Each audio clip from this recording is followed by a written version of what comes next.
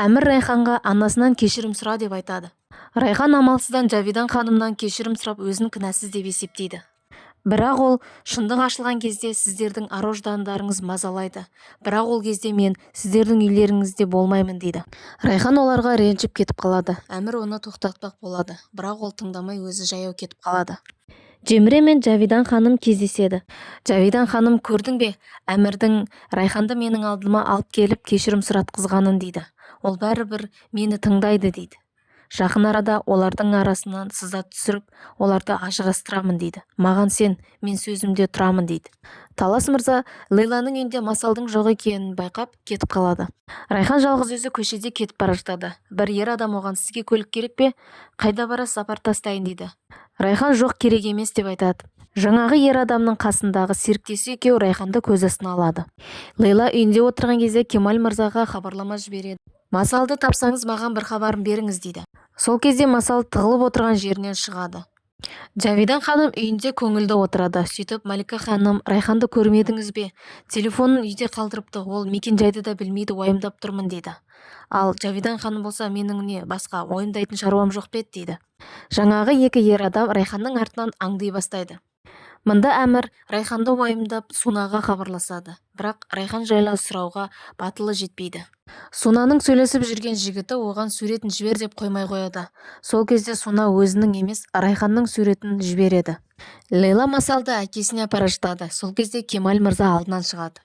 Кемаль Лейлаға: сен менің қызымды ұрлаған екенсің, жүр тергеу бөлімшесіне деп жұлқылайды. Бірақ Лейла: мен олай жасаған жоқпын деп қашып кетеді.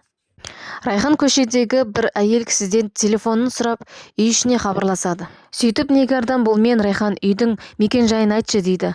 Ар жақта Жавидан ханым оны естіп қояды да: айтпа деп тұтқаны қойғыза салады.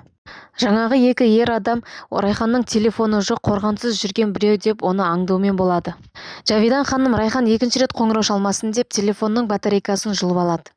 Малика ханым: кім қоңырау шалды, Райхан ба дейді. Нигар болса жоқ деп айтады. Әмір үйге келеді. Сөйтіп ол Райханның бөлмесіне барып, оның үйде жоқ екенін, телефонын, сөмкесін үйде қалдырғанын байқайды. Малика Әмірге үйге бейтаныс біреу қоңырау шалғандығын айтады. Сөйтіп Әмір соңғы қоңырау шалған адамға қоңырау шалады. Ол кісі Райханды саябақта көргенін айтады.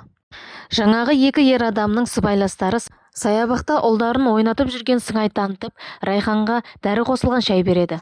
Әмір сол уақытта Райхан жүрген саябаққа қарай келе жатады. Райханның басы айналып, мазасы қаша бастайды. Сөйтіп олар Райханды өзімен бірге алып бара жатады. Райханның көз алды қарауытып, айналасы бұлдырай бастайды. Сол кезде олар Райханды жабылып көлікке отырғызбақ болады. Райхан қарсылық танытып жатқан кезде Әмір келіп қалады да жаңағы ер адамның біреуін ұрып жығады. Ал екінші ер адам Райханның мойнына пышақ кезеп тұрады. Кемаль мырза Масалды үйіне алып келеді. Кемаль мырза полицеймен бірге камераларды қарап жатады. Ол жерден Лейланың үйден жалғыз шыққанын, артынан Масалдың еріп кеткенін көреді. Сөйтіп полицей: сіздің қызыңыз үйден өз еркімен шығып кеткен екен ғой дейді. Әмір қызды жібер деп айқайлайды. Райхан сол кезде жаңағы ер адамның қолын тістеп қашып кетеді. Жүгіріп келіп Әмірді құшақтайды. Жаңағы екі ер адам қашып кетеді. Кешкісін Әмір үйге Райханмен келеді. Ал Жавидан болса Райханды көріп тағы да көңіл күйі түсіп кетеді. Масал тамақ ішуден бас тартады. Лейла басқа жаққа қашып кетпек болады. Сол кезде Кемаль жүгіріп келіп Лейланы тоқтатады. Сен Масалды ұрламаған екенсің, камерадан көрдім дейді. Лейла болса: көзің жеткен болса, ондай кезде адам кешірім сұрау керек дейді.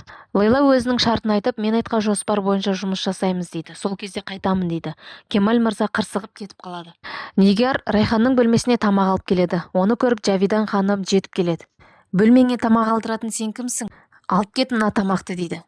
Райхан: бөлмеге мен алдыртқан жоқпын, бірақ сіздің бола салсын, енді олай жасамаймын дейді. Жавидан ханым Эмирді көре салып, қулыққа сала бастайды.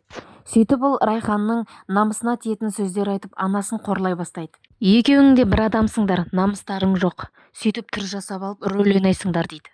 Екеуің де хикметке сүлік сияқты жабысып алдыңдар дейді. Райхан орнынан атып тұрып: анам жайлы бұлай айтпаңыз дейді. Жавидан ханым Эмирдің сыртта телефонмен сөйлесіп болғанын байқап, әтейге басқаша сөйлей бастайды. Жавидан ханым Райханға: сен менен кешірім сұрағаныңды ұмыттың ба дейді. Райхан, ол кешірімнің еш негізсіз екенін сіз де білесіз дейді. Сол сөзді Әмір естіп қояды. Эмир сол кезде кіріп келіп, кешірімнің еш негізсіз екені қалай дейді. Жавидан ханым болса, Эмир балам қоя берші, маған ешқандай кешірімнің қажеті жоқ дейді. Райхан, мен кешірім сұрайтындай ештеңе жасаған жоқпын деп жылайды. Эмир кетіп қалады. Жавидан ханым болса, бұл әлі бастамасы деп күледі. Масал тамақ ішуден бас тартып, терезеге қараумен болады. Бұны Кемал мырза байқайды. Күтушісі оны да байқайды. Сөйтіп, Лейланың бүкіл шарттарына көнсең қайтеді қызың үшін дейді.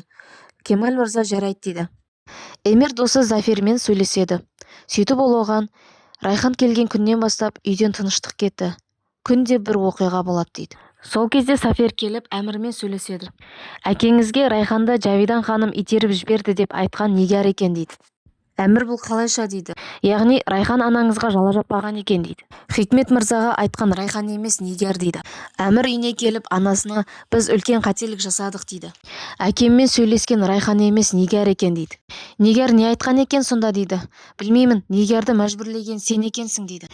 Жавидан ханым олай болуы мүмкін емес. Мен қазір Нигардың сазайын берейін дейді. Әмір оны тоқтатады. Лейла Кемал мырзаның үйіне барады. Бір затым қалыпты, соны алып кетуге келдім дейді. Содан соң ар жақтан Масал жүгіріп шығып оны құшақтайды. Кемал мырза Лейлаға сенің шарттарыңа көндім дейді. Сунаның сөйлесіп жүрген жігіті қолына гүл алып оны іздеп үйіне келеді. Есікті Жавидан ханым ашады. Маған Сунаны шақырасыз ба дейді. Сен кім боласың дейді. Мен онымен бірге оқыған досымын дейді. Бірге оқыған досы дейсіз бе? Қандай оқу дейді. Жаңағы жігіт жауап бере алмай қалады. Жавидан ханым қане бұл жерден кет деп оны қуып жібереді. Жавидан ханым Сунаның алдына келеді де сені Орал деген жігіт үйдің алдына іздеп келді дейді. Сен не бүлдіршісің қыз? Танымайтын адаммен сөйлесіп, оны үйдің алдына дейін шақырғаның не дейді. Суна, мен оның үйге дейін іздеп келетінін білген жоқпын дейді. Содан соң Суна анасына мен тағы бір нәрсе бүлдірдім дейді. Анасы не бүлдірдің дейді. Мен Оралға өзімнің суретімде емес, Райханның суретін жібердім дейді. Сол кезде Жавидан ханымның ойына бір қулық келеді. Қалай ойлайсыздар, Жавидан ханым нені ойлады? Келесі бөлімдерді жіберіп алмас үшін Киноәлем арнасына тіркеліп қоңыраушаны басып қойыңыз.